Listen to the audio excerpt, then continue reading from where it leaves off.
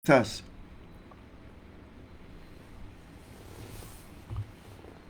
suami saya selalu berbuat curang,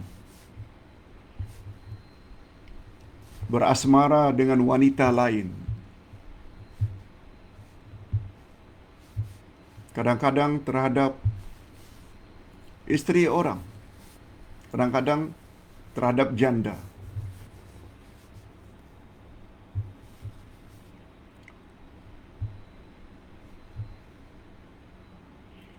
Saya berendam dengan air mata, menangis selalu terhadap sikap suami seperti itu.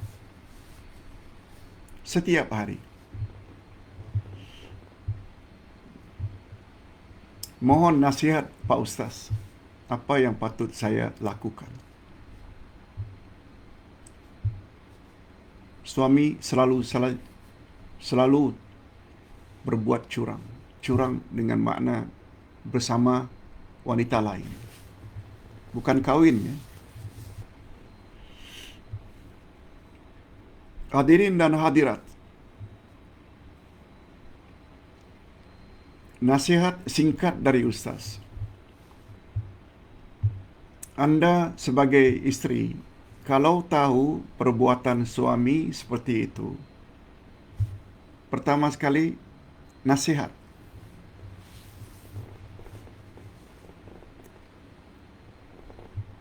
Ini sesuai dengan firman Allah ayat 6 dari surat At-Tahrim. Ya ayyuhalladzina amanu qu anfusakum wa ahlikum nara. Hei orang-orang yang beriman, jagalah dirimu dan ahli keluargamu dari api neraka. Sebab perbuatan suami itu boleh membawa ke neraka.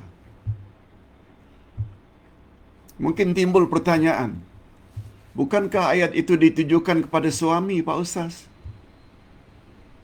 Supaya jaga diri suami dan ahli keluarganya, barulah isteri dan anak-anak. No. Salah. Itu betul juga.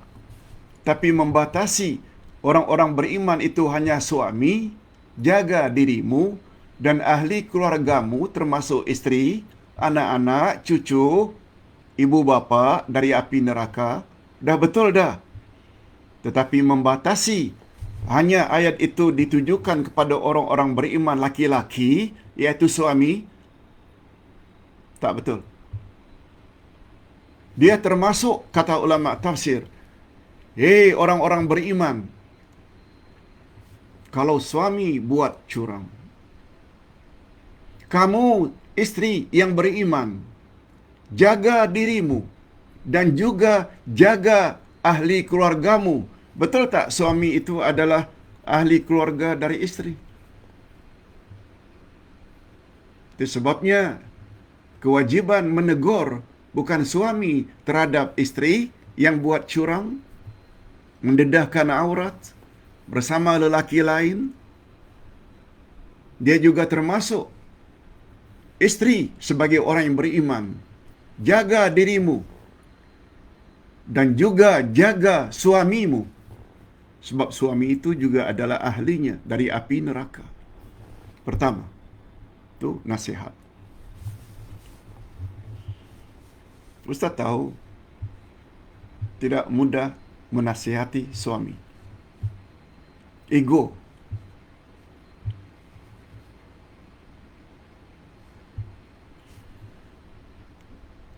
Jika itu terjadi, langkah kedua sabar.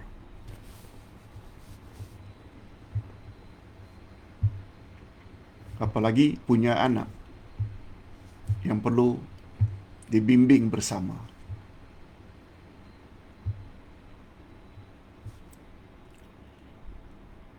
Kejahatan yang dilakukan oleh suami tidak akan ditanggung oleh isteri. Apalagi setelah nasihat.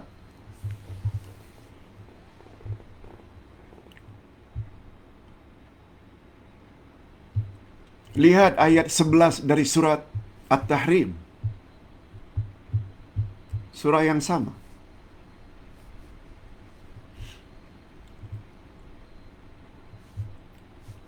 Allah Subhanahu wa taala berfirman, "Wa daraballahu mathalan lil ladzina amanu imra'ata fir'aun idh qalat rabbi ibni li 'indaka baitan fil jannah wa najjini min fir'aun wa 'amalihi wa najjini minal qaumiz zalimin."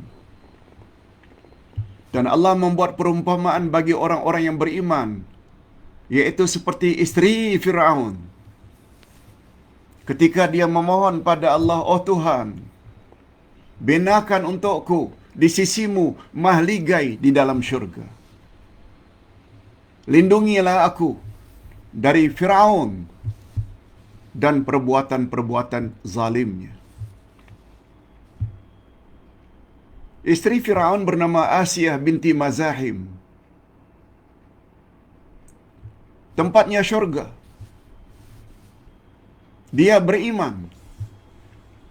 Walaupun isterinya Firaun mendakwa, "Ana rabbukumul a'la," aku adalah Tuhanmu yang maha tinggi. Oi, Firaun mengaku dirinya Tuhan. Asiyah isterinya. Asiyah tidak tanggung dosa Firaun. Sebagaimana firman Allah dalam ayat yang lain, "Wala taziru waziratun wizra ukhra." Seseorang tidak akan menanggung dosa yang dilakukan oleh orang lain.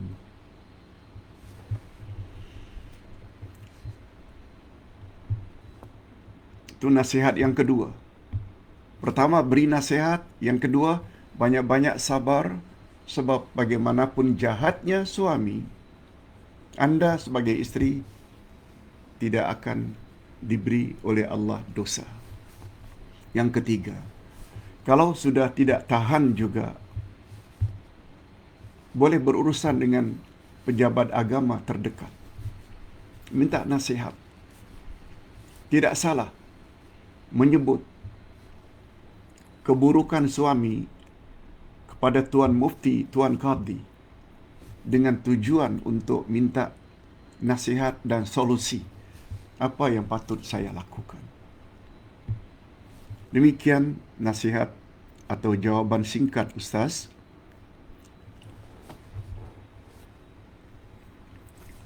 Yang kedua, apakah status hadis Imam At-Tabarani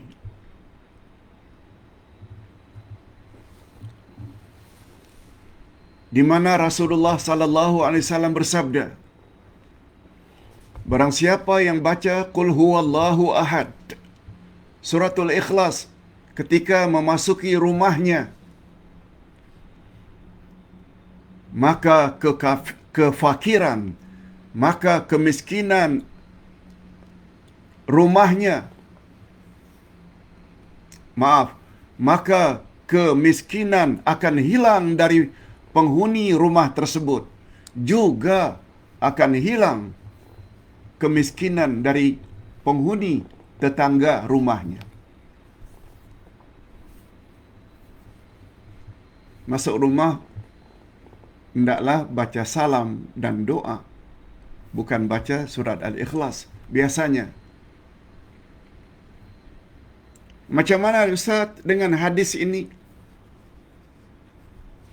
Dengar baik-baik.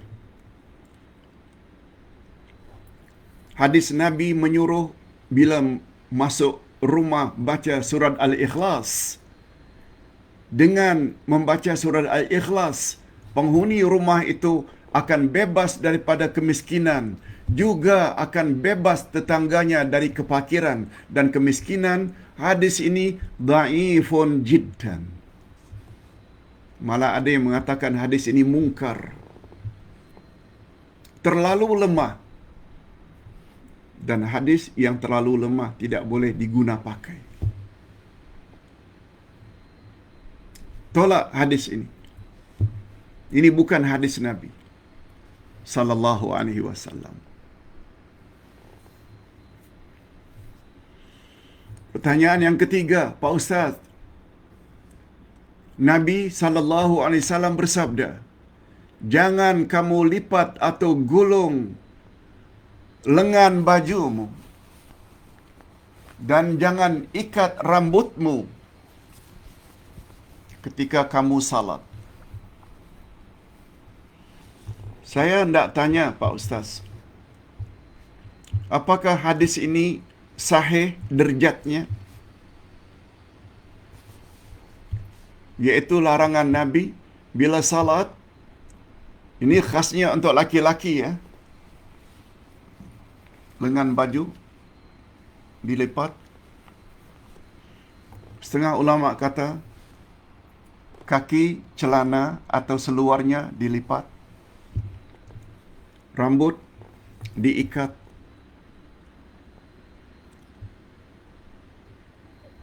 Betulkah ada larangan dari Nabi, Pak Ustaz?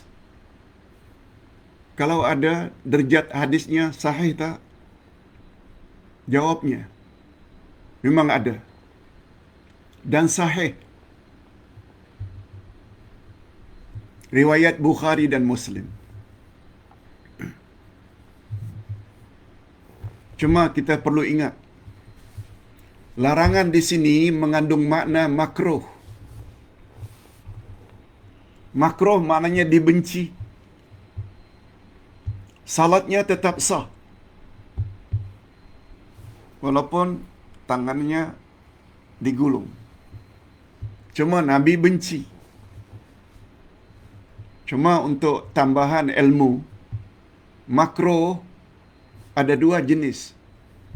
Makruh tanzih dan makruh tahrim. Makruh tanzih maknanya makruh ringan. Makruh ringan. Tidak membawa dosa. Dan salatnya sah. Contohnya melipat lengan baju, mengikat rambut. Makruh tanzih. Makruh tahrim, makruh yang berat. Dan salah-salah boleh membawa dosa. Apa contohnya Pak Ustaz?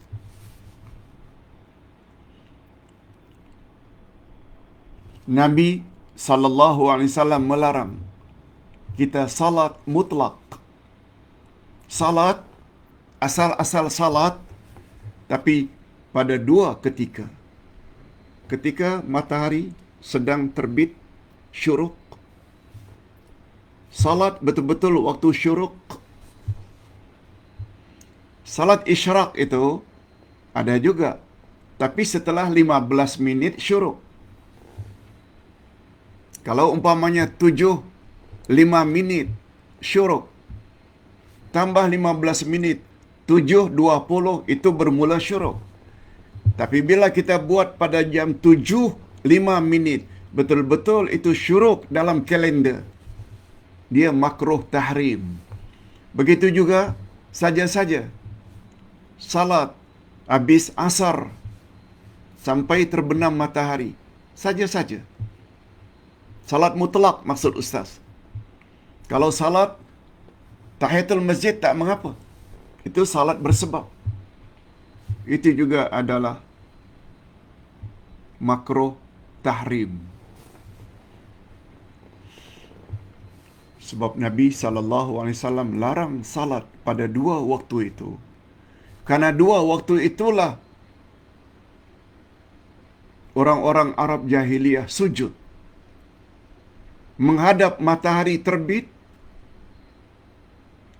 dan menghadap matahari terbenam. Dia termasuk ke dalam makruh tahrim. Makruh yang berat. Dan salah-salah boleh membawa dosa. Beza dengan menggulung, mengikat rambut ketika salat bagi laki-laki. Itu hanya makruh tanzih. Makruh ringan. Tidak berdosa dan salatnya sempurna dan tak payah diqadha. Pertanyaan berikutnya Pak Ustaz. Siapa baca istighfar 1000 kali?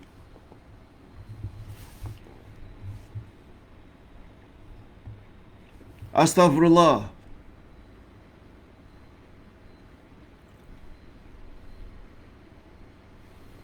Bunyi istighfar itu, astaghfirullah, innahu kana ghaffara. Astaghfirullah, innahu kana ghaffara. Aku mohon ampunan Allah. Sesungguhnya dia, yakni Allah adalah maha pengampun. Baca 1000 kali. Bila itu dibaca, kemudian kita berdoa, Allah akan kabulkan segala hajatnya. Cuma kata ustaz tersebut, yang kepada ustaz dikirim videonya, saya dapat amalan ini dan mendapat ijazah dari Habib Abdul Rahman, seorang Habib, menganjurkan baca istighfar seperti tadi 1000 kali. Kemudian berdoalah. Niscaya Allah akan kabulkan hajatnya, sama ada besar ataupun kecil. Cuma yang bertanya mengatakan dia dapat ijazah doa ini atau istighfar ini dari Habib Abdul Rahman. Bolehkah kita ikut panduan ini, Pak Ustaz? Hadirin dan hadirat, menyebut tentang fadilat sesuatu, amalan, dia termasuk perkara gaib. Yang tahu perkara gaib dari kalangan insan hanya Rasulullah. Sebagaimana Nabi telah sebut, siapa yang mengamalkan ayatul kursi setelah selesai salat fardu, maka Allah akan ampun dosanya. Maaf, maka tidak ada penghalang baginya untuk masuk syurga kecuali mati. Siapa yang membaca subhanallah, alhamdulillah, Allahu akbar 33, 33, 34, niscaya Allah ampun dosanya walaupun sebanyak buih di laut. Itu dari Rasulullah. Oleh sebab itu, bagi pandangan Ustaz, karena ini hanya perkataan manusia, tak boleh kita jadikan sebagai keyakinan. Sebab cukuplah dengan apa yang kata Nabi. Coba dengar.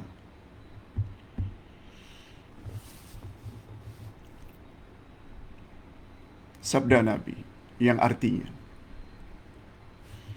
kamu tidak akan ditimpa musibah karena dua perkara. Pertama, ketika aku berada di tengah-tengahmu, musibah tidak akan menimpa kamu, karena aku berada di tengah-tengah kamu. Maknanya semasa Nabi hidup.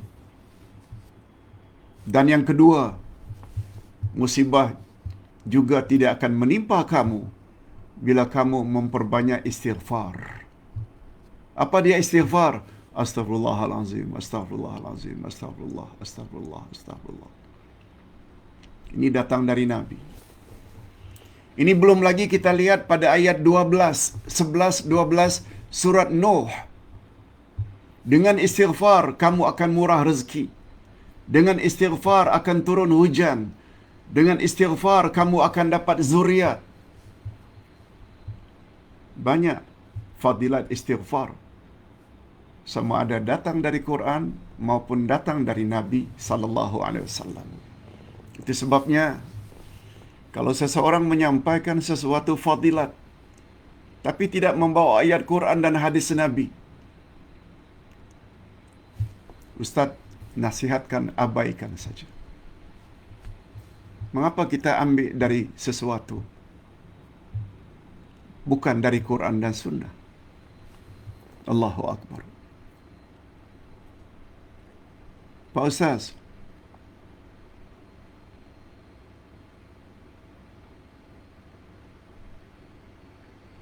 pertanyaan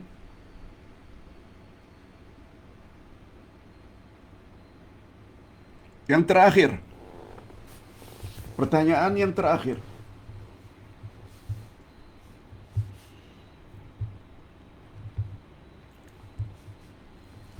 Bolehkah saya Ini pertanyaan pertama. Yang terakhir tapi yang pertama. Dia ada dua.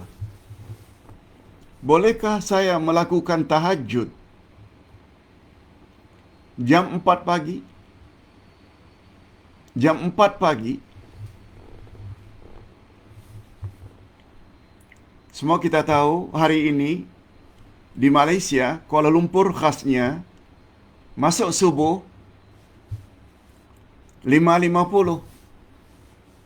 Maknanya 1 jam 50 minit, jam 4. Apa hukumnya bila buat tahajud? Jawabnya boleh. Tahajud itu adalah salat malam yang Nabi pernah sebut. Salat yang paling afdal setelah salat fardu adalah salat malam. Maksudnya tahajud dan witir. Tahajud dan witir yang paling afdal adalah pada sepertiga akhir malam. Lebih kurang jam 3 hingga azan subuh. Jam 3 hingga azan subuh. Jadi jam 4 itu termasuklah. Tahajud boleh, witir boleh. Cuma Ustaz sebut dan jawab pertanyaan semalam. Bila kita sudah buat witir habis isyak, 1 rakaat, boleh tak kita buat witir lagi nanti setelah tahajud? Ustaz sudah jawab, tak boleh. Sebab Nabi bersabda, la witrana fi lailah. Tidak ada 2 witir dalam 1 malam.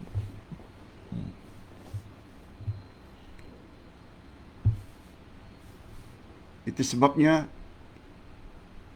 sebaiknya kita jadikan witir itu adalah salat yang terakhir dalam salat malam. Nah, timbul pertanyaan yang kedua. Saya sudah buat salat witir, Pak Ustaz, dalam bilangan ganjil. Karena masa masih ada lagi 10 minit baru masuk waktu subuh,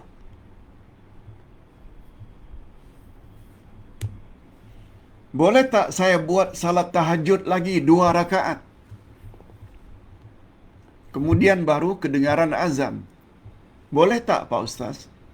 Dah witir.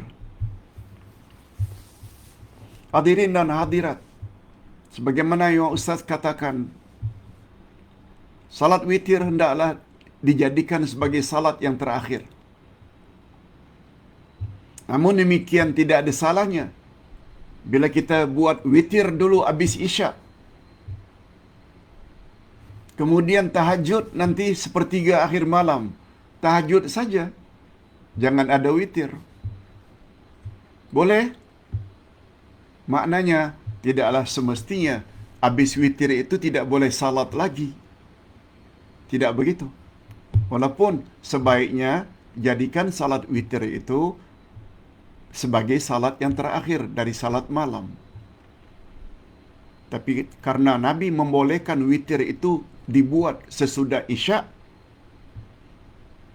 lalu kita buat tahajud pada sepertiga akhir malam, tak ada masalah. Cuma yang tak boleh kita ulang lagi witir yang kedua. Itu sebab ada larangan la witrana fi lailah. Nah, sekarang pertanyaan. Saya sudah buat witir.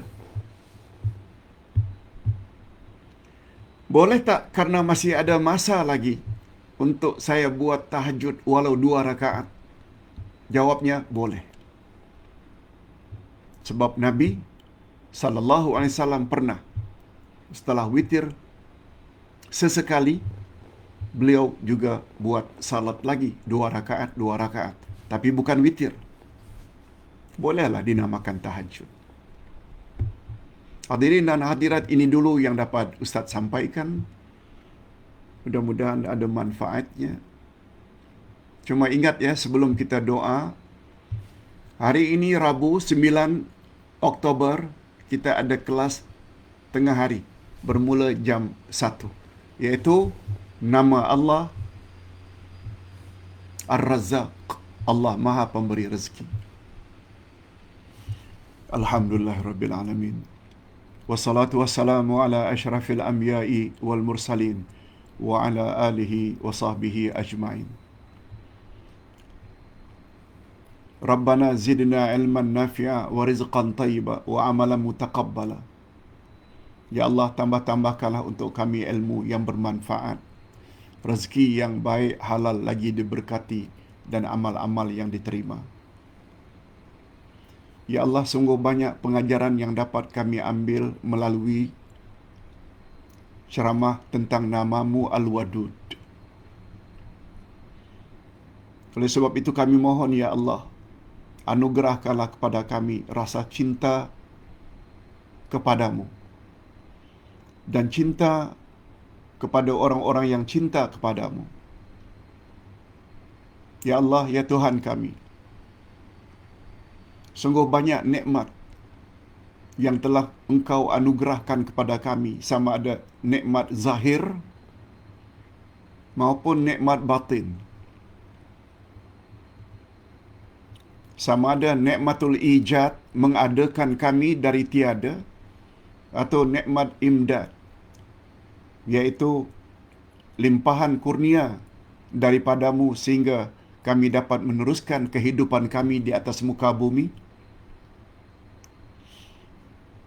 Oleh sebab itu, Ya Allah, berilah kami dorongan untuk melakukan amal-amal yang Engkau sukai, supaya dengan berbuat demikian, kami layak mendapat kasih sayang dan cinta-Mu. Ya Allah, ya Tuhan kami telah diberitahu bahawa Al-Wadud, yang di dalamnya ada sifat Al-Wud, dia adalah subutiyah, fi'liyah, ikhtiyariyah. Dia adalah sifat kesempurnaan. Fi'liyah, berdasarkan kehendak-Mu. Dan pada masa yang sama, ia adalah sesuatu yang perlu kami usahakan. Oleh sebab itu, doronglah kami, Ya Allah, untuk melaksanakan apa-apa saja yang Engkau sukai, seperti salat, puasa, infak, zakat, dan menghadirkan majlis-majlis ilmu yang di dalamnya membawa ayat-ayat-Mu dan sunnah Rasul-Mu yang sahih.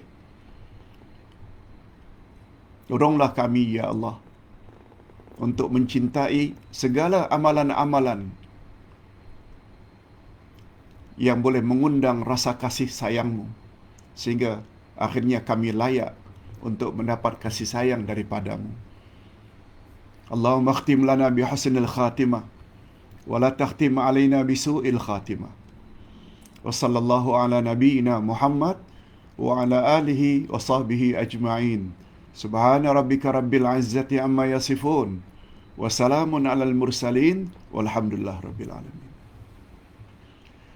Subhanakallahumma wa bihamdik, asyhadu an la ilaha illa anta, astaghfiruka wa atubu ilaik.